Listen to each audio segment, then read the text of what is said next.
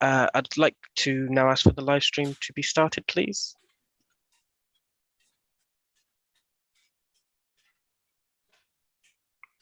Just confirm. Okay. So as clerk, I will formally start the meeting before we elect a chairperson. I confirm this meeting is being held in accordance with the Licensing Act 2003 and the Licensing Act Hearing Regulations 2005, which allows councillors to make their own arrangements for licensing subcommittees to hearings matters in connection with premises licenses. I will go to each committee member in turn to confirm they can hear and be heard. So if you can verbally confirm that you are able to hear me, and I will confirm in response that I can hear you. Where practicable, please have your video on so that you can be seen by other members in attendance and the public watching. So first of all, Councillor Polly Andrews. I can hear and see you. Brilliant, thank you. And Councillor Paul Andrews. Morning, James. I can see and hear you clearly. Perfect, thank you. And then finally, Councillor Tony Johnson. I can see and hear you, Paul. Brilliant. And I'd also like to request the officers who will be present throughout the meeting also confirm that they can hear and be heard. So first of all, Emma Bowell, Licensing Technical Officer. Can hear and see you. Brilliant. Alice McAlpine, Legal Advisor.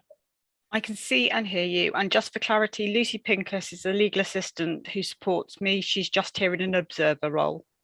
Brilliant. Thank you. And so the first item on the agenda is the election of the chairperson. As the standing chair of the licensing subcommittee has stepped down, the first item of business is to elect that chairperson for this meeting. So could I please have a nomination?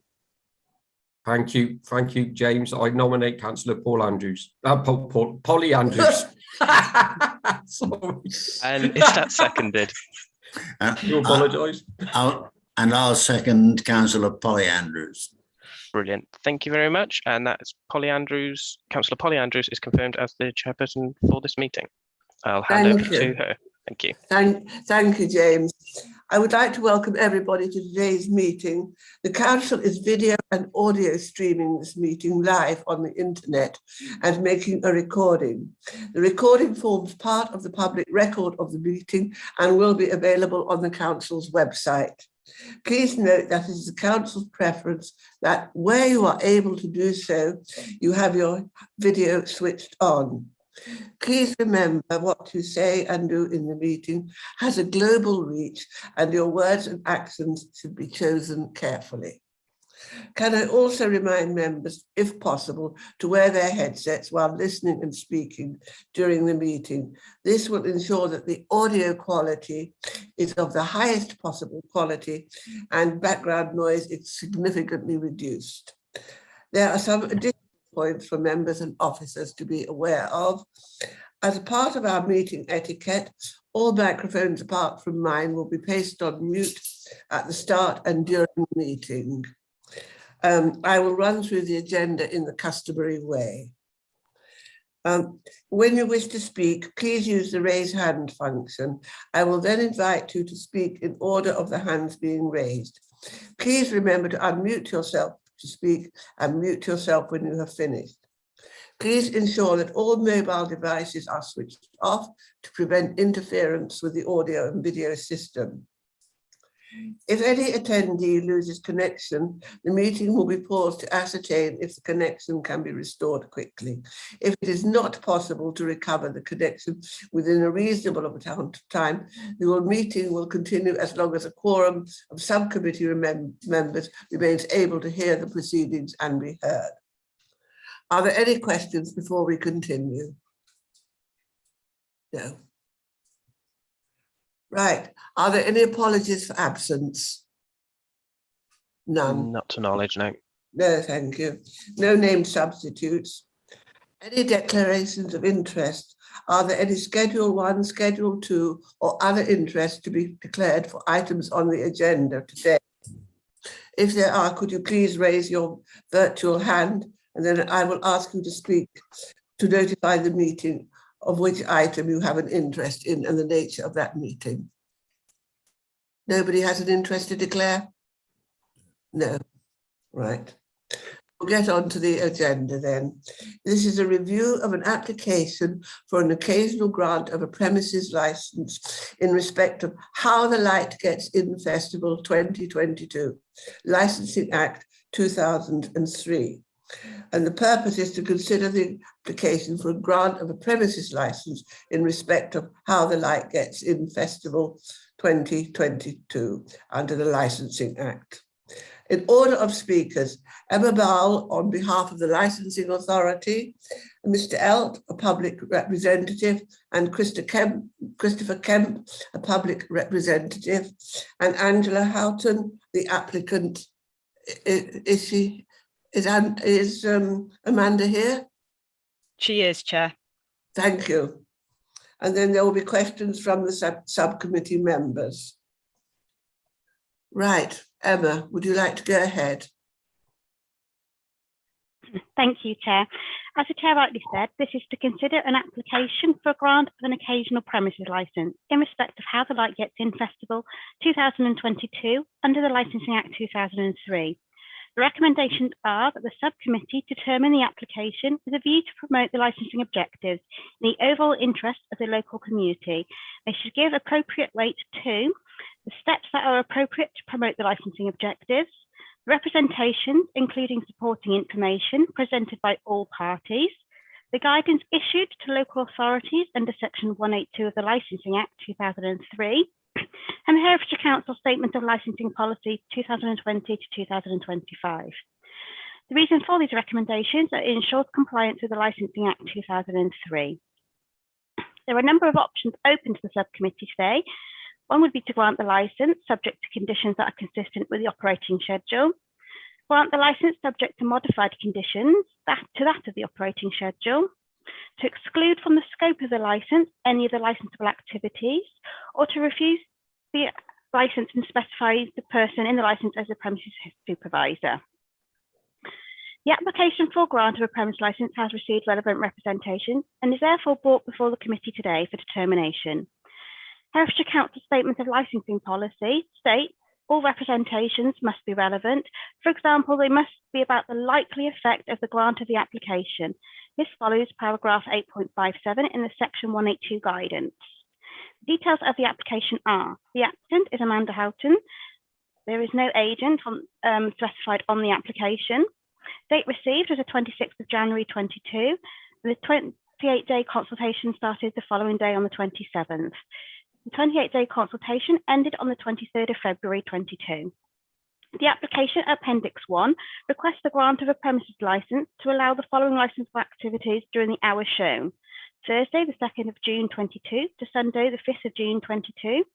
The film, live music, anything similar to live recorded music and performance of dance, all indoors, apart from live music, which is indoors and outdoors. Thursday from 3 p.m. until 1 a.m. Friday and Saturday, 9 a.m. until 1 a.m. and Sunday, 9 a.m. until 5 p.m. Recorded music would be on the Thursday from midday to 1 a.m. Friday and Saturday, 9 a.m. until 1 a.m. and Sunday, 9 a.m. until 5 p.m. Late night refreshment, which is 11 p.m. until 1 a.m. on Thursday to Saturday. And sale and supply of alcohol for consumption on the premises, Thursday to Saturday, midday until 1:45 in the morning, and Sunday, midday until 5:45 in the evening.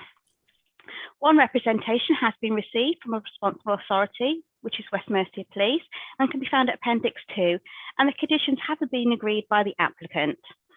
5 relevant representations have been received from members of the public in line with the licensing objective for prevention of public nuisance that the licensing authority has accepted as being relevant, and these can be found at Appendix 3. A number of relevant public representations highlighted concerns about the increased traffic, though these cannot be considered in determining the application in accordance with the Licensing Act 2003. The licensing authority shared with those making public representations a copy of the license conditions so that the applicant has agreed to adhere to. These conditions do not address the concerns of the members of the public who have made representations. In 2018, the festival was run on a temporary event notice. In 2019 and 2020, the festival was licensed under an occasional premises license, although due to COVID pandemic, the 2020 festival was cancelled. The application in 2019 received public representation and was therefore brought before the licensing subcommittee, where the decision was made to grant the license subject to the inclusion of added conditions in relation to the prevention of public nuisance and protection of children from harm. The application in 2020 received an objection from a responsible authority, but the hearing was cancelled due to the applicant agreeing the proposed conditions under the 4 licensing objectives. Any decision made today may have an impact on the local community. This report is in relation to a premises licence under the Licensing Act 2003, and as such, there is minimal environmental impact for the council. There are equality duties that are set out in the report, and there are unlikely to be any financial implications for the council as a licensing authority at this time. There are legal implications, which again are set out in the report, and the legal advisor can advise further if needs be. Schedule 5 of the Licensing Act gives a right of appeal. The right of appeal is to Magistrates Court within a period of 21 days of being notified of the decision in writing. All responsible authorities and members of the public living within Herefordshire have been consulted. Appendices 1 to 3 are found at the back of this report. And after the report had been published, we received supplemental information from the applicant. Thank you, Chair. Thank you. Thank you. Sorry, Chair. Just before we move on, we have a Julia Kemp in the waiting room who I believe made a representation on this application, but she has not submitted, to the best of my knowledge, a notice of intent to appear. Are you happy for her to join the meeting, and would you be happy for her to speak? What does the rest of the committee feel about that? Are you happy for her to speak or not? No, Yes? no problem, Polly. No problem. Right. Right. Very well. She can join the meeting and speak. We'll just have a temporary pause while she joins then. Right.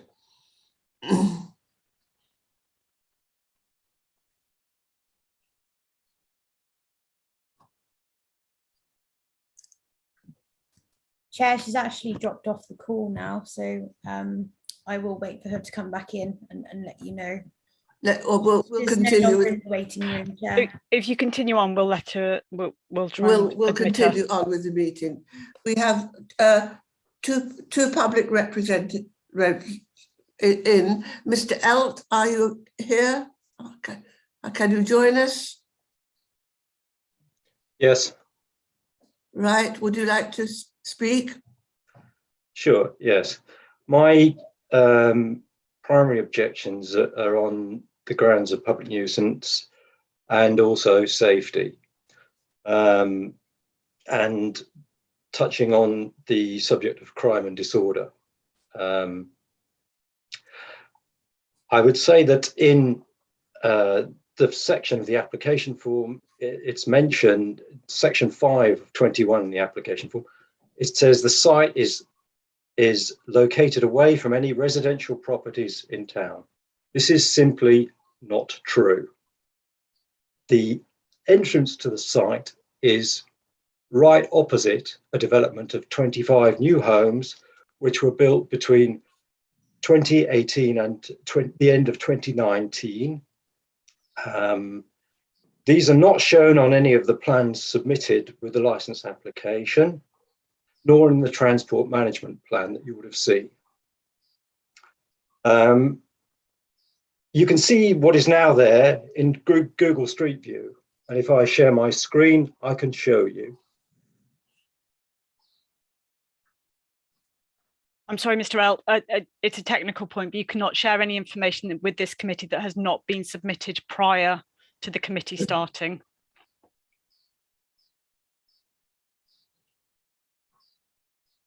Would you like to continue, Mr. Elt, without? Sorry, yes, okay, hadn't understood that point, but certainly if you were to look at Google Street View, you will see the housing available. It's not on the satellite view, but you can see it in Street View, and you can see it right opposite the entrance to the festival. All those houses are now occupied by a wide cross-section of society, from young couples and families with young children to elderly people with mobility problems and significant health issues. All will suffer disturbance from this festival late into the night. Many of us object to the late hours for music and drinking and would like that to finish a lot earlier, say around 11 p.m. would be reasonable. And that is similar to the very well organised Hay Literary Festival in terms of hours there. There are concerns about public nuisance and crime and disorder. The availability of alcohol late into the night will contribute to this. And I've heard from neighbours from previous events that there has been noise and disturbance in the street outside the festival ground, and there's been urination in the street and people going into the residents' gardens. This is simply just not acceptable to us as residents.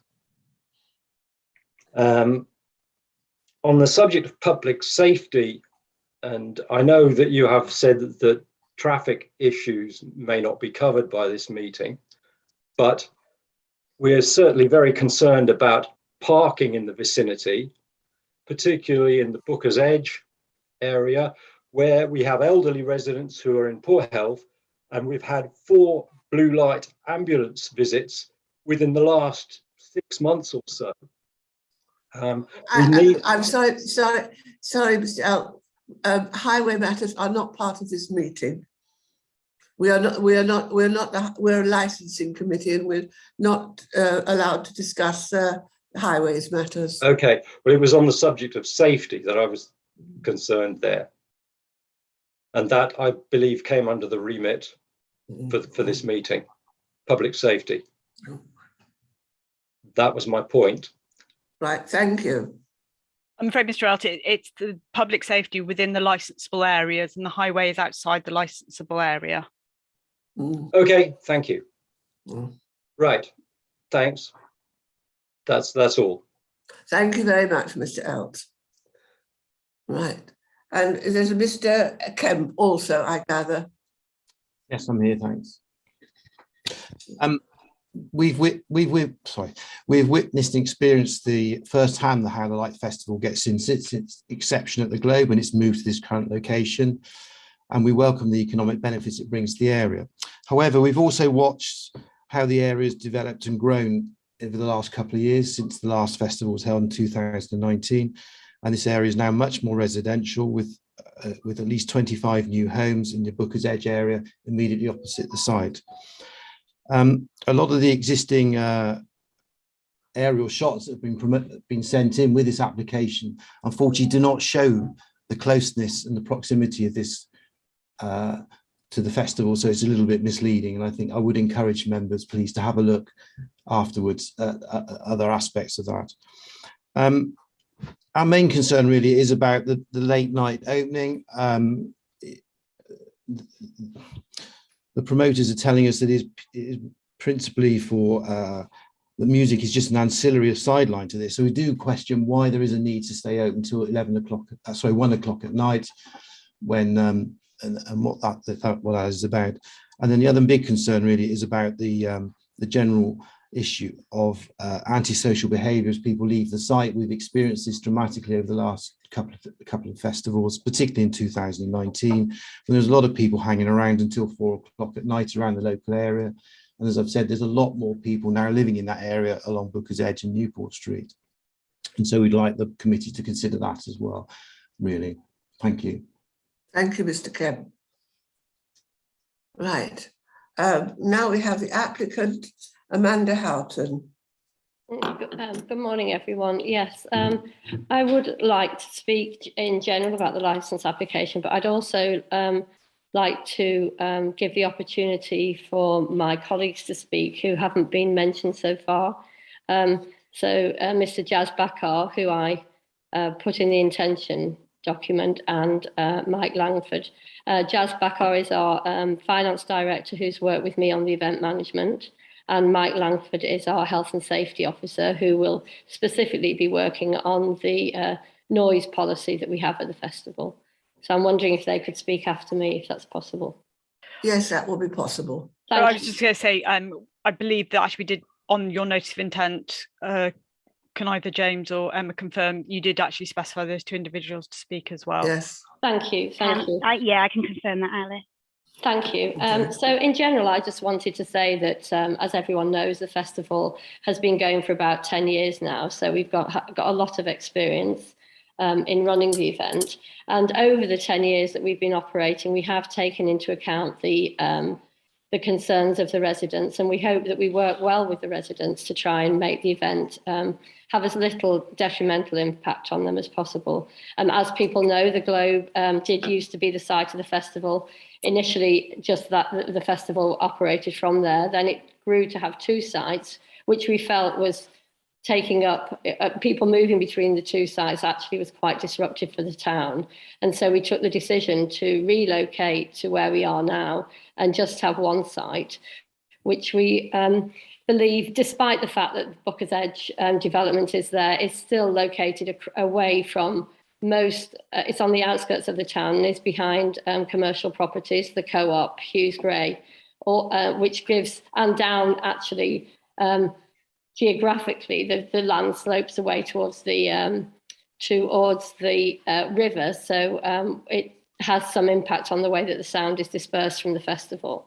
I am aware that we had no complaints in 2019 that went to the licensing authority, which we took to be a good sign.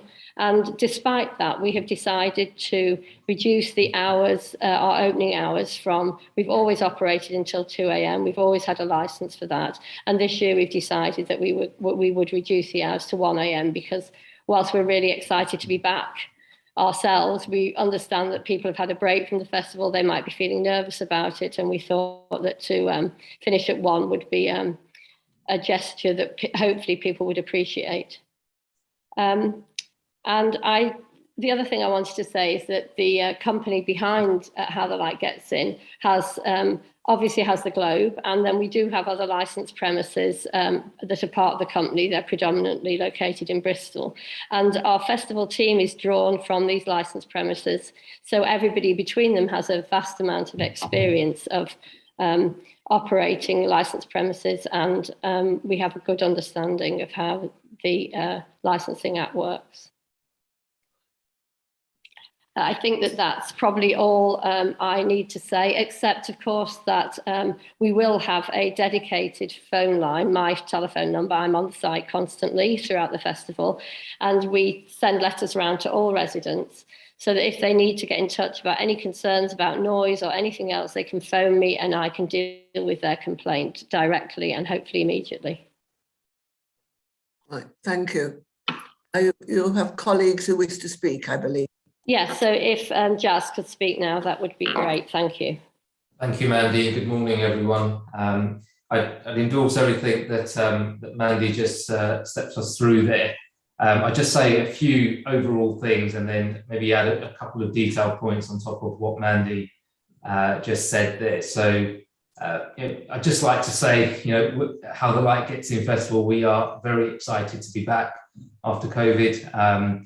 As Mandy said, we've been operating our festival in the town for more than 10 years. We take our event management and licensing very seriously. We've made improvements over the years, lots of additional items that we brought in as a result of our experience and feedback that we've had. We are very passionate about the whole town, and why we believe our festival is a valuable addition to the town, as I think one of the public representatives mentioned as well. The festival itself is not profitable, but we run it because we're passionate about its content and what it brings to the town. We also have another operation in the local area, the Globe at Hay. So we absolutely want the very best for Hay, not just during the festival period, but overall. Our approach always is to listen to residents and to take all reasonable and feasible adjustments to our event management. So a couple of other points that I just would add to what Mandy mentioned. Public representatives here have have mentioned Booker's Edge a few times, and the residential properties there and their proximity to the site. This is not something that we've sought to sort of overlook or just sort of not focus on. In fact, we were very mindful of it back at the last festival that we ran in 2019. Some of those properties were occupied at that time, but the occupation level has obviously increased significantly since then.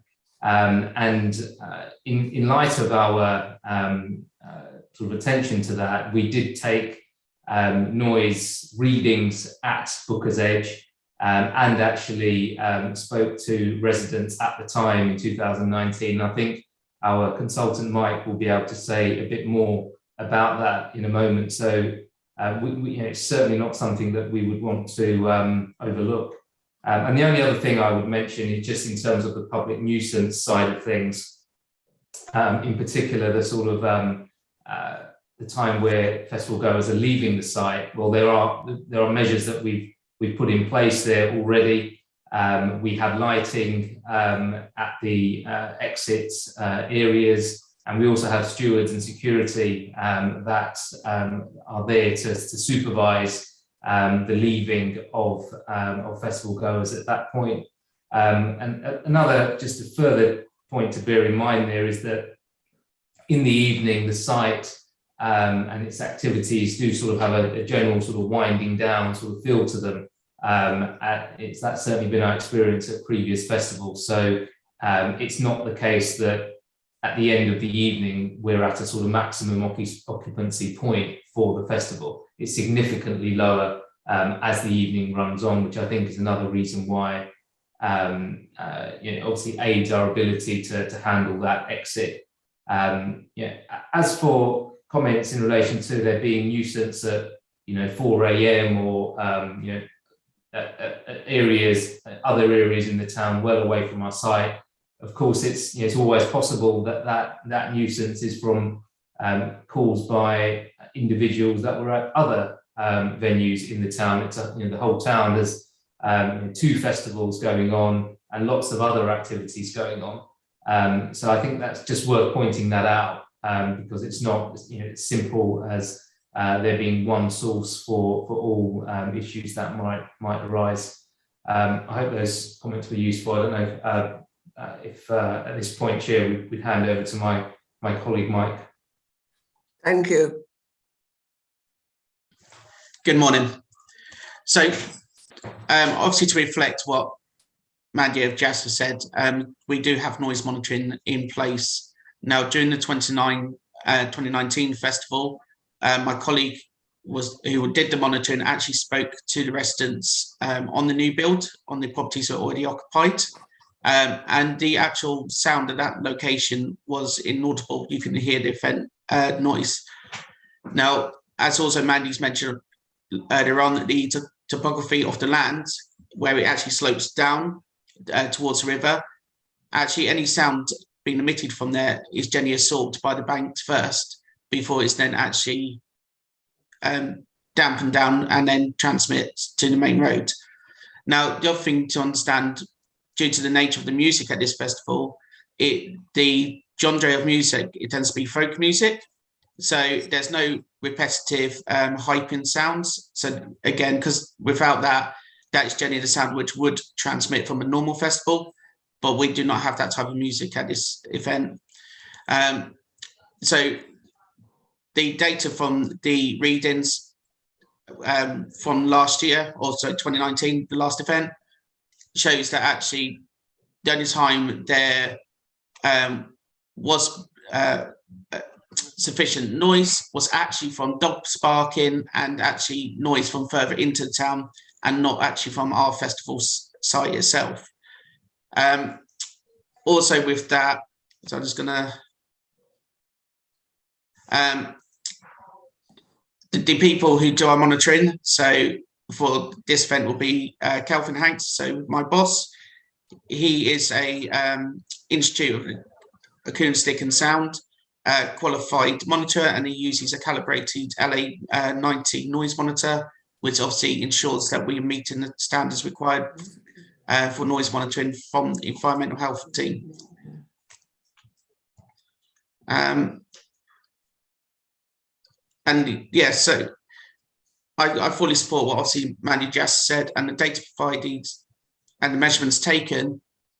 We didn't, at no point did we actually exceed parameters from our event, from the parameters set as part of licensing from the 2019 event.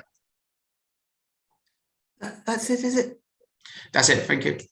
Thank you very much. Thank you. Can I ask, sorry, is it possible for us to come back again on that at some point, please? Alice, can you clarify whether I'm afraid the only questions are allowed are from members of the committee to representatives that just so it seems they can come back on our points, but we can't come back against their points, which seems a little unfair. I'm sorry. I appreciate it may appear unfair, but that is the process. That is how these hearings are run. Right, thank you. I'm sorry, it's a little bit unbelievable because there's several key points in there which need answering, which as local residents, we can answer those. I'm sorry, is that the legal process?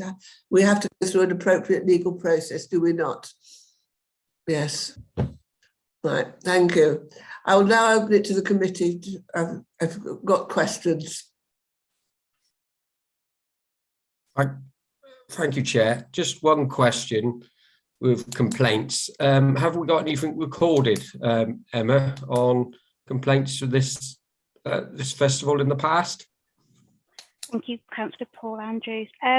So in April 18, there was an inquiry received by Environmental Health regarding pre-event concerns against noise. In May 18, we received a noise complaint with regards to shouting and music. June 18, a noise complaint regarding antisocial behaviour and noise. And then in July 19, it was just an event before the, a post-inquiry event, and that's all that's on record. Thank you. Thank you. Could I clarify? Is all the music confined into internally? It's not played outside. The music is all played in tents. Yes. Yes. So it's not outside. No. No. No. Right. Are there any other questions from the committee? Councillor Johnson, have you anything you want to ask? No? No, thank you, Chairman. No. So no other questions from the committee? No. No. Right. Well, in that case, we will now adjourn to discuss the application, and we will come back, what is it now? Come back at 11 o'clock to discuss, to give you our views. I will be grateful if you could please rejoin the meeting 5 minutes prior to the end of the adjournment in case there are any technical issues. And I'd like to formally request that the live stream is now paused and request that the Democratic Services team confirm recommenced. Thank you. Welcome back to the Licensing Subcommittee. Before I read out the decision of the subcommittee, could the subcommittee members verbally confirm that you are able to hear me, and I will confirm in response that I could hear you. Where practicable, please also have your video switched on so that you can be seen by other members in attendance and the public watching. Councillor Johnson, can you? Yes, I can see and hear you, Chairman. Councillor Andrews? I can see and hear you, Chair. Right. I will now read out the decision of the committee.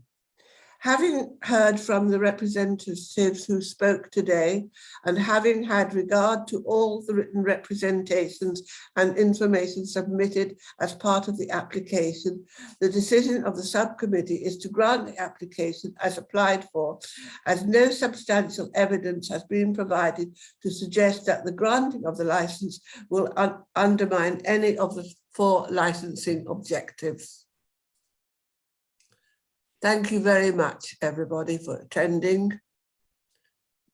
Thank you. And I will now close the live streaming service.